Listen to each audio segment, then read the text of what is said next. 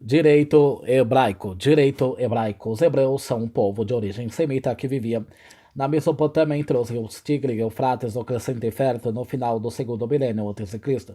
Por esta época iniciaram um deslocamento que terminou por volta do século XVIII a.C. na região da Palestina.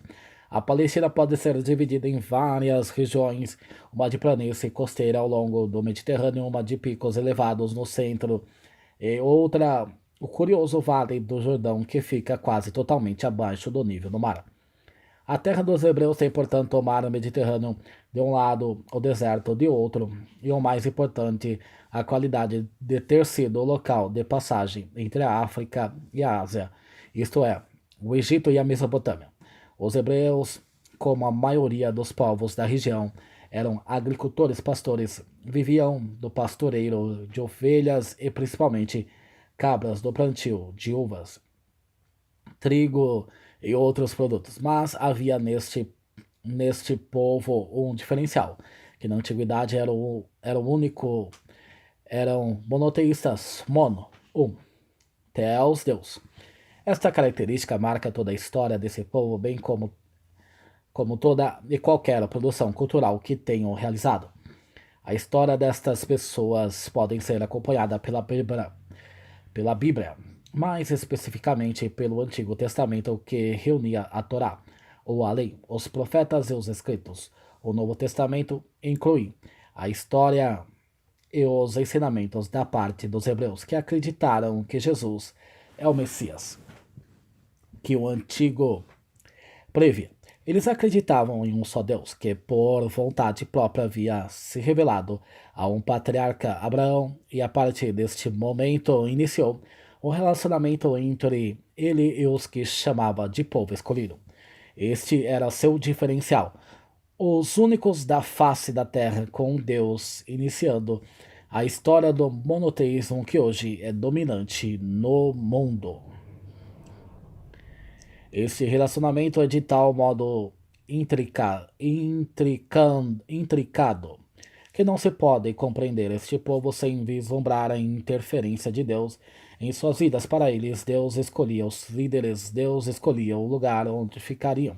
Deus dava fartura ou não, Deus, dependendo de seu merecimento, dava vitória ou a derrota na guerra.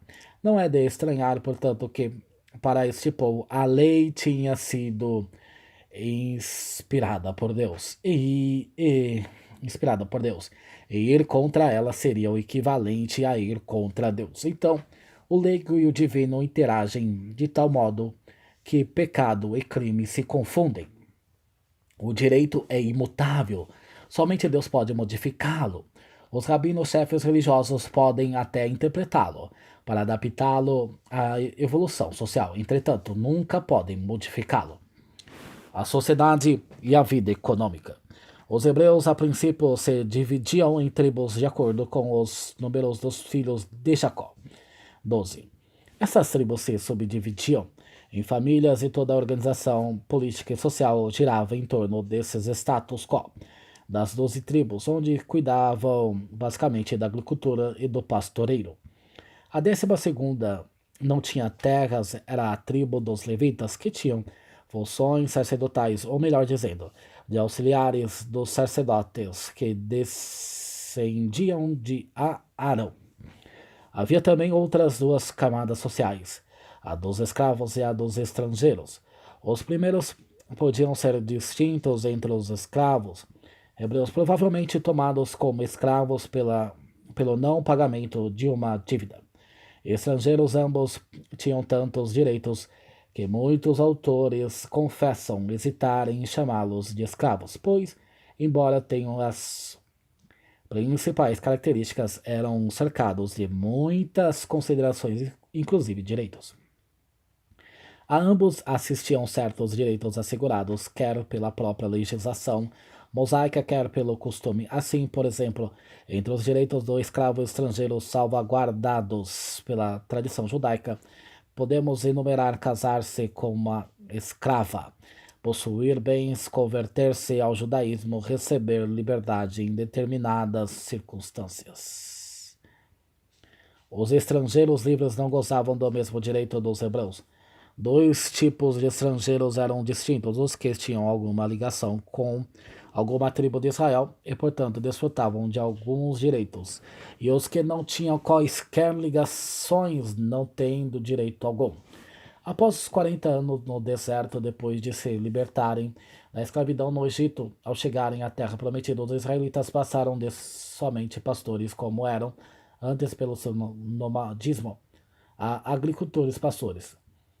Entretanto, se por séculos estas atividades agropastoris foram o cerne da economia desta sociedade industrial, também conheceu um certo desenvolvimento, principalmente aquela que utilizava o cobre como matéria-prima. O comércio atingiu seu auge no período de Davi e Salomão, e sempre foi presente na vida deste povo, visto que a região que habitam é uma verdadeira encruzilhada nas rotas da Mesopotâmia, Egito, Mar Vermelho e do deserto. A lei mosaica. Por volta de 1800 a.C., fortes secas obrigaram os hebreus a saírem da Palestina em direção ao Egito. Nesta época, um povo chamado Ixus tentava conquistar as planícies do Nilo. Não se sabe se os hebreus se enfrentaram ou se aliaram aos Ixus. Sabemos, entretanto, que em 1580 a.C., depois da expulsão destes, os hebreus passaram a ser perseguidos no Egito, passando a pagar pesados impostos e chegando até mesmo à escravidão. Moisés lideraria este povo aproximadamente em 1250 a.C., de volta à Palestina em um episódio chamado Êxodo ou Fuga. Conta a Bíblia que Moisés teria sido criado por uma princesa egípcia que o havia encontrado em uma cesta boiando no rio e que após chegar à idade adulta teria tomado consciência de suas raízes hebraicas e depois de um exílio teria voltado ao Egito para liderar a libertação dos hebreus. Antes de chegarem à Palestina, segundo a Bíblia, os hebreus teriam passado 40 anos no deserto e aí teriam forjado sob a liderança de Moisés toda a base de sua civilização, inclusive suas leis.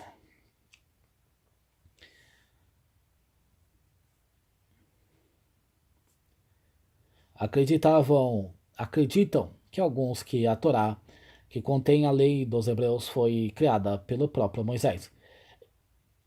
E, embora este dado esteja um tanto desacreditado hoje em dia, continuamos denominando a legislação de mosaica, mesmo porque provavelmente foi após a saída do Egito que este povo começou a estruturar as bases de seu direito. A base moral da legislação mosaica pode ser encontrada nos 10 mandamentos que teriam sido escritos pessoalmente por Deus no Monte Sinai, como forma de aliança entre ele e o povo escolhido. A Torá, também chamada Pentateuco, é formada pelos 5 primeiros livros da Bíblia: o Gênesis, o Êxodo, o Levítico, o Números e o Deuteronômio. Em toda a Torá encontramos leis, entretanto, há no último livro uma reunião maior de leis, repetindo inclusive alguns preceitos vistos dos outros livros, mesmo porque é esta a intenção do Deuteronômio, que significa segunda lei. A simplicidade se reflete poderosamente na lei mosaica, cuja virtude principal reside no fato de ter transformado num verdadeiro código as normas não escritas da primitiva sociedade de nômades. A maioria dos autores afirma não ser a lei de Moisés uma legislação que distinga entre direito sacro e profano, apontando-a como um direito religioso, isto é, fato. Entretanto, apenas definir este direito desta forma simplifica uma visão que pode ser ampliada e pode auxiliar-nos na compreensão desta sociedade e sua relação com a lei e a religião. Se analisarmos o povo hebreu, podemos constatar, como já afirmado anteriormente, que é um povo que traz em tudo o fator religioso. E isto se dá principalmente porque sua religião é a essência desta. O monoteísmo foi durante muitos séculos exclusividade do povo israelita. Desta forma, ao se tentar definir os hebreus, passaremos ao tentar definir os hebreus, passaremos, obrigatoriamente e primeiramente pela questão religiosa. Assim, a religião não é somente uma das características dos israelitas, mas pode ser indicada como a característica aquela que dá ao alicerce e ao ponto de convergência de toda uma sociedade. Tanto foi assim que praticamente todas as vezes que este povo descuidou-se da religião, problemas sociais e políticos aconteceram. Eles, obviamente, explicavam tais coincidências como uma vingança ou desaprovação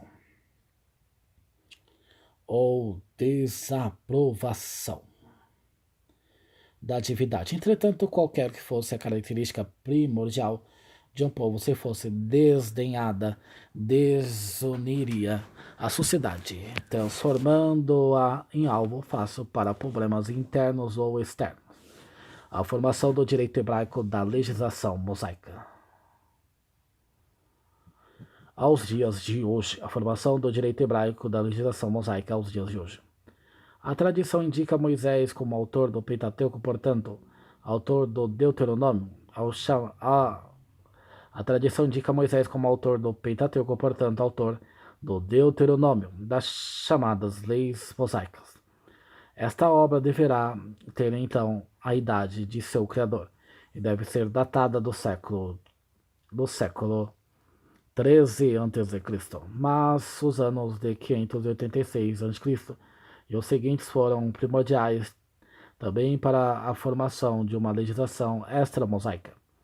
Em 586 a.C., após um cerco que durou mais de um ano, o rei da Babilônia, Nabucodonosor, conquistou o reino dos hebreus, e estes foram levados em número pequeno, mas significativo, visto que representavam a elite social e religiosa da nação,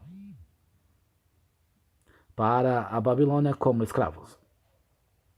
Este cativeiro foi o ponto de partida para a formação de um direito hebraico novo, oral, visto que, ao entrar em contato com diversas culturas diferentes e fortes, notadamente persas, gregos e romanos, os hebreus sentiram a necessidade de afirmar sua cultura, ao mesmo tempo que procuraram adaptá-la dentro dos parâmetros das influências que estavam recebendo. Este processo, iniciado na Babilônia, somente iria terminar 900 anos mais tarde.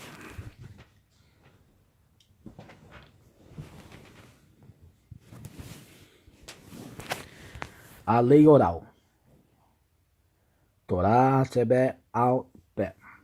Atuava ao lado da escrita, isto é, mosaica. Torá Shebiktav. Esta continuou a ser considerada séculos afora. A lei suprema, infalível, sacrossanta, prevalecia sempre, mesmo depois da codificação da lei oral. Em qualquer conflito que se verificasse entre as duas, a lei oral, formada pelos Sofrim, escritores, Astei, Hakneset, Hagdolah, os homens da grande Assembleia, e Tanaim sábios, teve sempre um caráter subsidiário. A primeira codificação do direito oral foi chamada de Mishnah. Repetição foi feita pelo último dos Tanaim em 1900. A primeira codificação do direito oral foi chamada de Mishnah. Repetição foi feita pelo último dos Tanaim em 192 depois de Cristo. Essa codificação se divide em 6 partes, nas quais a primeira, a terceira e a quarta constituem, segundo poderemos comparar hoje, o corpo do direito civil. A primeira codificação do direito oral foi chamada de Mishnah, repetição, e foi feita pelo último dos Tanaim em 192 depois de Cristo. Essa codificação se divide em 6 partes, nas quais a primeira, a terceira e a quarta constituem, segundo poderemos comparar hoje, o corpo de direito civil. A primeira trata de leis rurais e propriedade imobiliária. A terceira ocupa-se do direito matrimonial e do divórcio. A quarta trata de obrigações civis, usura, danos à propriedade sucessão,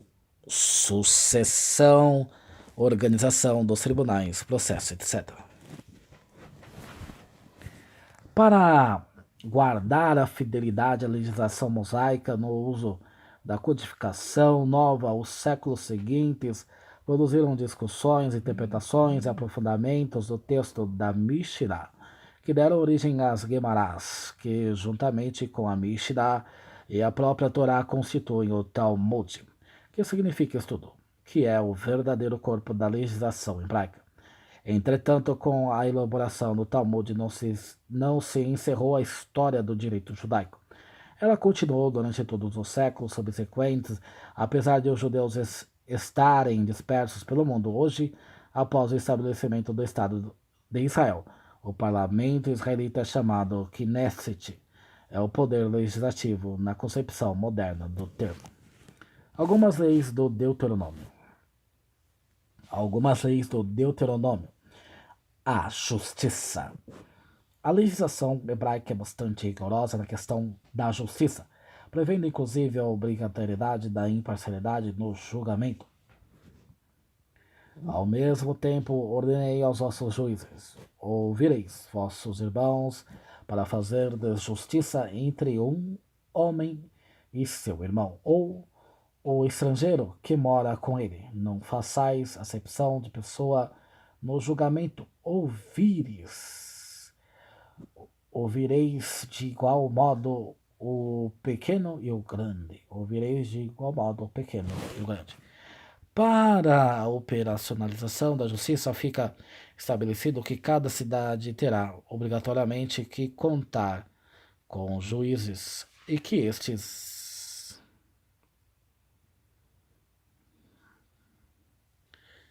não poderão corromper-se. A legislação mosaica explica esta versão ao suborno, mostrando a lógica incompatibilidade entre o que é justo e a corrupção.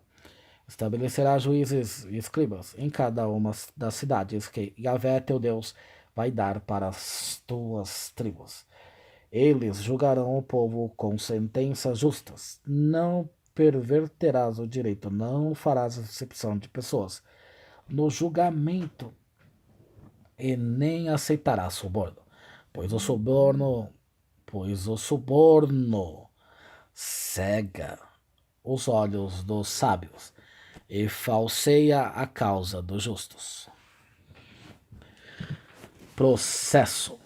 A questão da justiça, ou melhor, de não cometer injustiça, é muito cara aos hebreus, mesmo porque ter o sangue de um justo nas mãos é um pecado gravíssimo para eles. Neste sentido, este povo se difere um pouco de outros, já que praticamente não admite julgamento sem investigação ou julgamento por forças naturais ou deuses. No exemplo a seguir, parte-se da possibilidade do cometimento de um crime considerado extremamente grave, ou de uma cidade adorar a outros deuses, e é prevista uma punição pesada, mas não sem antes ficar provado através de acurada investigação. Caso ouças dizer que numa das cidades que Yahvé teu Deus te dá para aí morar, homens vagabundos procedentes do teu meio seduziram os habitantes de tua cidade, dizendo: vamos servir a outros deuses que não conhecestes, deverás investigar fazendo uma pesquisa e interrogando cuidadosamente, caso seja verdade, se o fato for constatado, se esta abominação foi praticada em teu meio, deverás então passar a fio de espada os habitantes daquela cidade.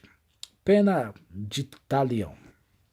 É a Bíblia que primeiro descreve o princípio da pena de talião, embora o uso fosse mais antigo.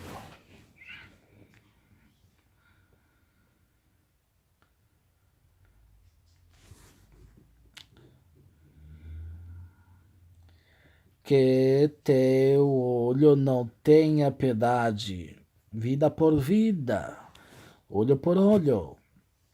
dente por dente, mão por mão, pé por pé.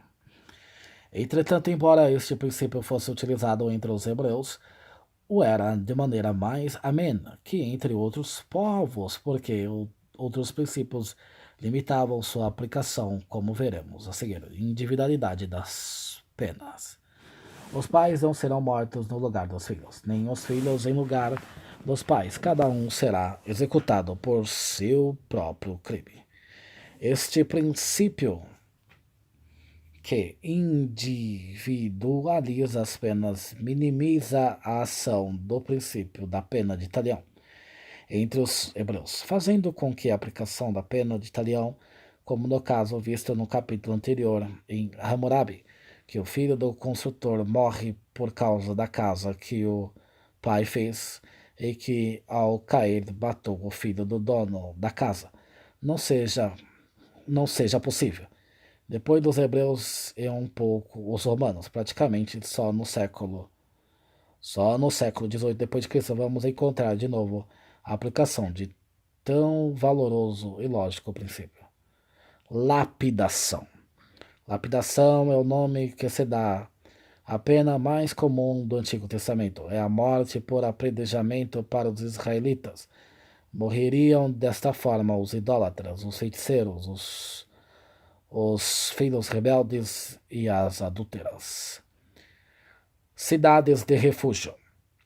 A preocupação dessa legislação com a justiça chega ao ponto de prever e obrigar o estabelecimento de cidades de refúgio ou auxílio, onde pessoas com problemas poderiam se refugiar para que fosse feita a justiça com calma e não no calor de fortes emoções. No calor de fortes emoções. Quando Yahvé, teu Deus, houver eliminado as nações e as conquistares e estiveres morando em suas cidades e casas, separarás 3 cidades no meio da terra cuja posse Yahvé, teu Deus, te dará.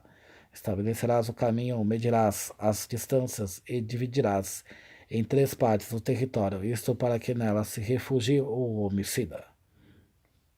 A utilidade dessas cidades pode ser melhor compreendida em conjunto com o próximo ponto: homicídio involuntário e homicídio.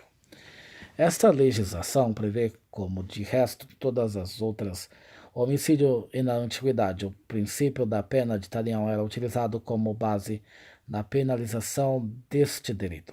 Entretanto, os hebreus não permitiam a penalização do que cometeu homicídio sem querer. Não se deve utilizar o termo culposo para um povo que não concebia de negligência, imperícia ou imprudência como causas de homicídios ou danos. Este é o caso do homicídio que poderá se refugiar lá para se manter vivo. Aquele que matar seu próximo involuntariamente, sem tê-lo odiado antes. Por exemplo, alguém vai com seu próximo cortar lenha. Impelindo com força o machado para cortar a árvore, o ferro escapa do cabo, atinge o companheiro e o mata. Ele poderá então se refugiar numa daquelas cidades, ficando com a vida salva, para que o vingador do sangue enfurecido não persiga o homicida e o alcance, porque o caminho é longo, tirando-lhe a vida sem motivo suficiente, pois antes não era inimigo do outro. Contudo, se alguém é inimigo de seu próximo, ele arma uma cilada, levando-se e ferindo mortalmente, e a seguir se refugia numa daquelas cidades. Os anciões da sua cidade, enviarão pessoas para tirá-lo e entregá-lo ao vingador de sangue, para que seja morto. Testemunhas. A prova testemunhal era primordial na antiguidade. Os hebreus têm um preceito legal que até hoje pode ser visto inclusive em nossa legislação. Uma única testemunha não é suficiente contra alguém, em qualquer caso de iniquidade ou de pecado que haja cometido. A causa será estabelecida pelo depoimento pessoal de 2 ou 3 testemunhas. Com tamanha importância dada à prova testemunhal, as penas para falso testemunho eram pesadas, geralmente, sendo que, na legislação mosaica, a pena para falso testemunho é equivalente à pena que o acusado teria se fosse condenado. Princípio da pena de talião.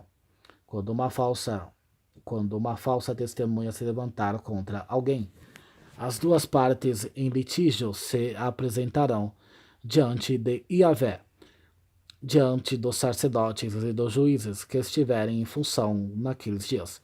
Os juízes investigarão cuidadosamente se a testemunha for uma testemunha falsa e tiver caluniado seu irmão, então vós a tratareis conforme ela própria maquinava tratar o próximo. Matrimônio. É interessante notar que não há em hebraico uma palavra que seja sinônimo de matrimônio. No Antigo Testamento falta o conceito que hoje temos. Este não era de direito religioso ou civil, mas era um assunto puramente particular entre duas famílias. Adultério. Embora nessa sociedade como na de Hammurabi, o peso maior do crime de adultério esteja sobre a mulher casada, há um certo puritanismo neste povo que leva o peso do crime também para o homem. Se o homem for pego em flagrante deitado com uma mulher casada, ambos serão mortos. O homem que se deitou com a mulher e a mulher. Divórcio. Todos os povos da antiguidade prevêem divórcios. Este só começou a ser proibido a partir do cristianismo na legislação mosaica. Entretanto, somente os homens podem divorciar-se. Às mulheres não cabe a iniciativa. Mesmo assim, teria que haver algo vergonhoso, o que pode ser interpretado de várias maneiras, na esposa para que o esposo pudesse repudiá-la. Quando o homem tiver tomado uma mulher e consumado o matrimônio, mas este logo depois não encontra mais graça aos seus olhos porque viu nela algo de inconveniente, ele lhe escreverá então uma ata de divórcio e entregará, deixando-a sair de sua casa em liberdade. Concubinato. No Deuteronômio, o concubinato é considerado como algo normal. Somente o Levítico, capítulo 18, verso 18, ordena que as duas esposas e concubina não fossem irmãs. Se alguém tiver duas mulheres e ambas lhes tiverem dados filhos.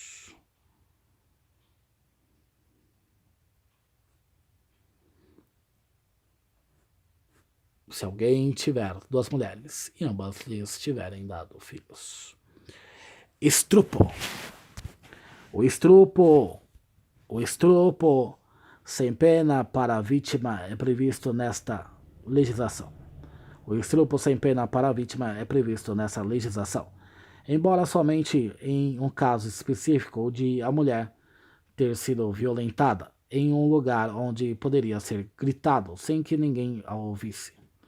Se houve uma jovem virgem prometida ao homem e o homem a encontra na cidade e se deita com ela, trarei ambos à porta da cidade e os apedrejareis, até que morram. A jovem por não ter gritado por socorro na cidade, e o homem por ter abusado da mulher de seu próximo. Contudo, se o homem encontrou a jovem prometida no campo, violentou-a e a deitou-se com ela, morrerá somente o homem que se deitou com ela. Nada farás a jovem, porque ela não tem pecado que mereça a morte. Ele a encontrou no campo, e a jovem prometida pode ter gritado, sem que houvesse quem a salvasse. Herança e primogenitura. O primogênito era beneficiado em detrimento dos outros filhos homens, já que mulheres tinham direito apenas ao dote. Este benefício era garantido mesmo que o primogênito tivesse como mãe uma das mulheres do pai, que este não gostasse.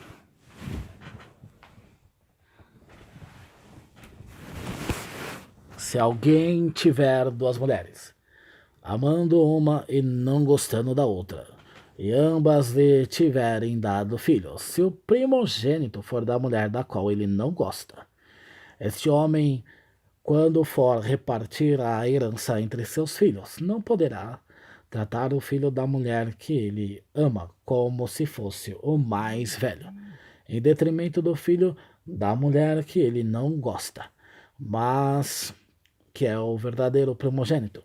Reconhecerá como primogênito o filho da mulher da qual ele não gosta, dando-lhe porção de tudo quanto possui, pois ele é a primícia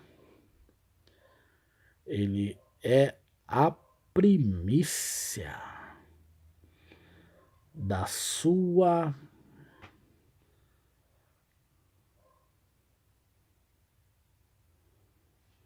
pois ele é a primícia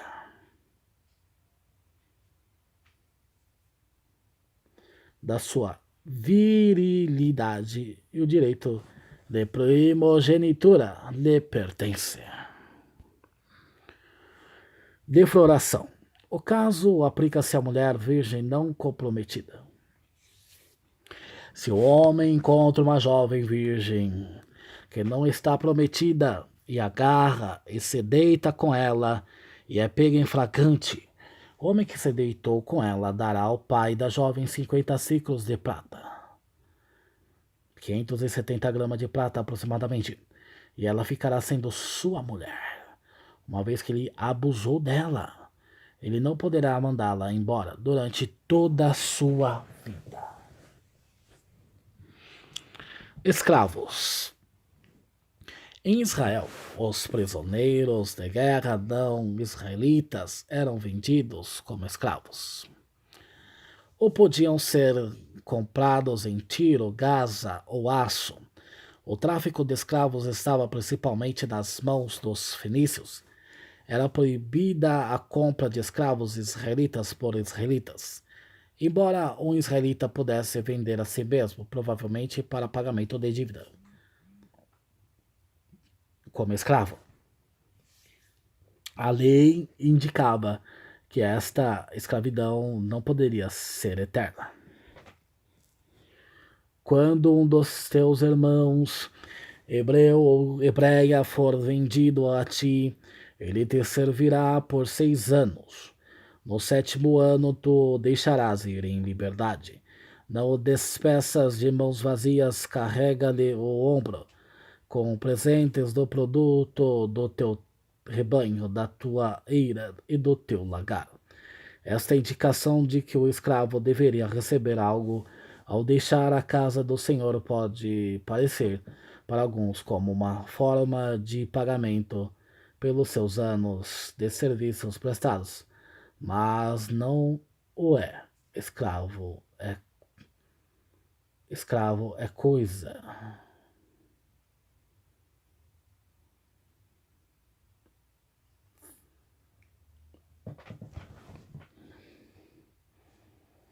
Este estabelecimento de uma ajuda para o refém escravo, ex-escravo, parece ser uma forma de possibilitar que a lei seja de fato cumprida, visto que sem isso o escravo, sem ter para onde ir e como sobreviver, deixaria se escravizar pelo resto da vida. Aliás, esta é uma opção do escravo.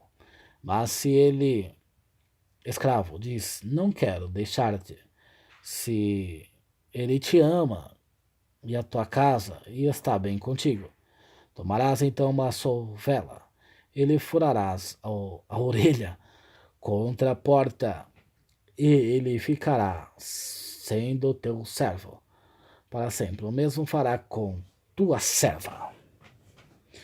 Caridade.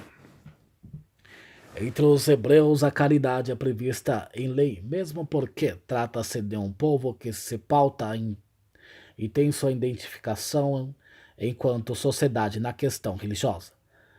Quando houver um pobre em teu meio, que seja um só dos teus irmãos, numa só de tuas cidades, não endureças teu coração, nem fecharás a mão, para com esse teu irmão pobre. Pelo contrário, abre-lhe a mão emprestando o que lhe falta, na medida da sua necessidade. Governo. Geralmente, quando se trata de uma religião revelada, ou seja, quando a própria divindade se mostra para os fiéis por livre vontade, a interferência da divindade no dia a dia do povo é muito grande. Neste caso dos hebreus, quem institui o governo é Deus. Portanto, o rei não pode sentir-se muito acima dos demais mortais. Quando tiveres entrado na terra, que Yahvé teu Deus te dará, tomado posse dela e nela habitares, e disseres, quero estabelecer sobre mim um rei, como todas as nações que me rodeiam, deverás estabelecer sobre ti um rei, que tenha sido escolhido por Yahvé. Teu Deus é um dos teus irmãos, que estabelecerás como rei sobre ti. Não poderás nomear um estrangeiro que não seja teu irmão. De fato, os reis de Israel costumavam, segundo a tradição bíblica, serem escolhidos por profetas, amando segundo a crença israelita de Deus. Assim, foi o primeiro rei Saul, consagrado pelo profeta Samuel, segundo lhe ordenara a Deus. Assim foi com Davi, que embora nem parente de Saul fosse, foi escolhido. Mesmo no caso de Salomão, este não era o primogênito de Davi e foi rei sucedendo o pai. Fraude comercial e juros. A legislação hebraica proíbe a utilização de pesos e medidas diversos, bem como o empréstimo a juros entre israelitas.